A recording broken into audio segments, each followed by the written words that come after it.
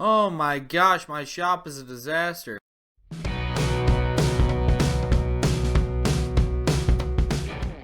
Hey everybody, how y'all doing today? At the beginning of the video, I got another project I'm going to be working on, and that'll be a video that's coming up here soon. But today we're here to talk about the Ryobi Bandsaw, also known as the same bandsaw as 30 other bandsaws on the market. I'm not hating on Ryobi either. I think it's a good idea. What's the point of reinventing the wheel?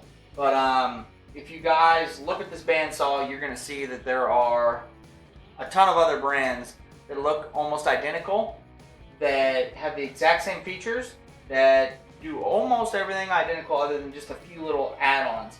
And I'm going to tell you why that is. Ryobi has outsourced this product. They had it made somewhere else entirely. Now, I'm not going to say they had it made in China because all their stuff's pretty much made in China. But they didn't actually produce this product themselves. They bought into a company that makes this bandsaw. So like for example, Harbor Freights, they have a bandsaw that looks identical to this. It has all the same features, I think, except the little switch button's a little different. But I think that's a Ryobi patent because I see that on a few of their different tools. But yeah, it's the exact same bandsaw. It really is. It's the same metals, it's the same everything. I love it though, don't get me wrong. It is a fantastic bandsaw. And it's pretty much the same price as all those other tools. So if you're like me, and you like Ryobi, go buy this because it's the same as everything else. See you guys. No, I'm just kidding. The review's not done. I'm going to do some cutting and stuff with this as well. But it's really cool. I got a comment in one of my videos saying that whenever you're cutting material, you want to make sure that this is pretty close to the same size as your material, just a little bit higher. The reason I didn't do it in that video is because I want you guys to be able to see the cuts and stuff. So just to let you all know, this is something you want to do whenever you're using a bandsaw. It's the reason I did what I did, and I should have let you guys know that in the video. It's really easy to clean too. It's awesome. You could just pop this off like that, push it open, pop this off like that. Now you can see the whole entire system here. It's all visible. Real easy to get to. I typically use the inflator deflator, which you guys can see it's already clean. But that's typically how I clean out the inside. It's super easy.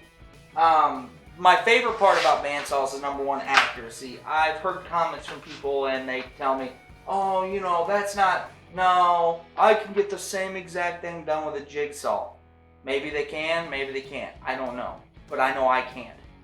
So for a beginner guy like me that's not super good at any woodworking, but I'm getting there, I'm learning every day, this tool helps me be a lot more accurate.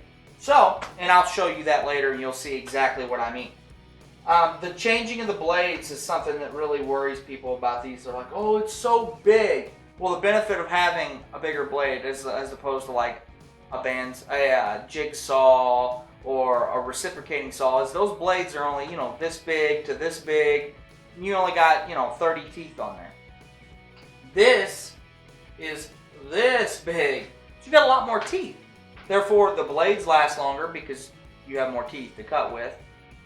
And something else too is they're a lot thinner. These blades are extremely thin, so that allows you to have to not make up for as much girth in the wood. You know, as much distance between the cut itself and where you're trying to space from. For those of you who don't know what that is. It's super. Yeah, I love it though.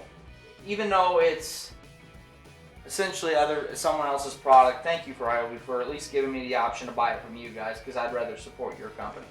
It's awesome though.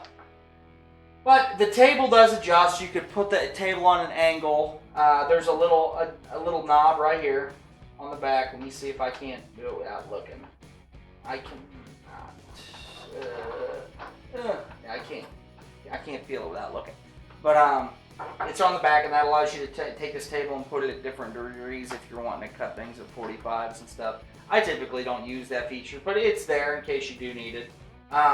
Yeah, other than that, the internals and changing the blade, that's the most difficult part about using this tool. Is because the change on the back, whenever you pull a little lever and that depresses the system and allows the blade to come off, you have to hold 2 different places, and it's like juggling hand grenades trying to get it to go back on and then, you know, have it tightened at the same time. If you have 3 hands, it'd be really easy, but it's, you know, it's not too bad. You can get it done. All of you guys can. I know you can. But that's with any bandsaw. That's not just this one.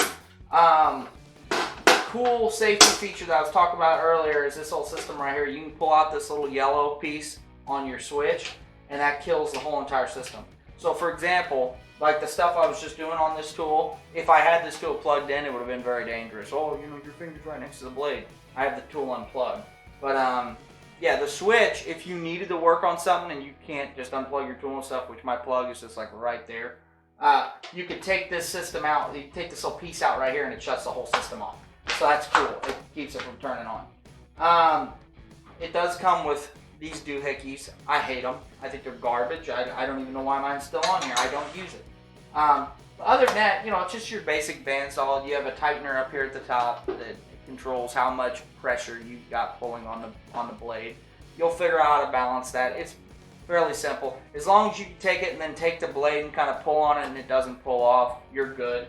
There's also something on the back that allows you to change how much the blade's turning. You want to make sure that your blade is straight up and down and it's tight, so whenever you turn it on, it's not moving around. You don't want the blade moving around. You want it to almost look like it's just a straight line just moving. So, but I'll go ahead and get some cuts done on this thing, and you guys see what you think and how easy it would be for you to use. Alright, so today we're going to be cutting out a K for Ryobi King, and you'll see just how easy it is for me to follow the lines. First, I typically start off by cutting the majority of the wood off just to make it easier to get to the actual K itself. So let's go ahead and start, and you can see how it works. I'm going to lower this just a little bit to the point where it's not in the way.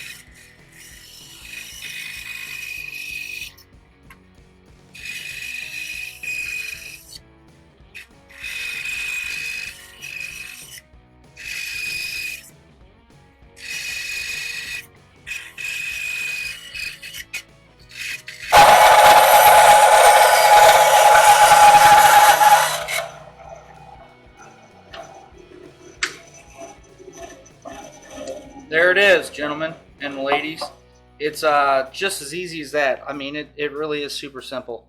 I'll show you the edges so you can see the cuts. You will see some cut marks in this wood. Here, let's get right up in here in the camera. You'll see some cut marks from the blade. That one was from me. That was a little nick I did just from accident. But yeah, I mean, it's simple, a little bit of sandpaper, and you'll take that right off. Now this is MDF. So clearly it cuts this stuff super easy. I could take this and just run it through the blade like that and it pretty much cuts right through it. It's cardboard. It's real easy to cut through. But yeah, I mean, that's just how easy it is to be precise.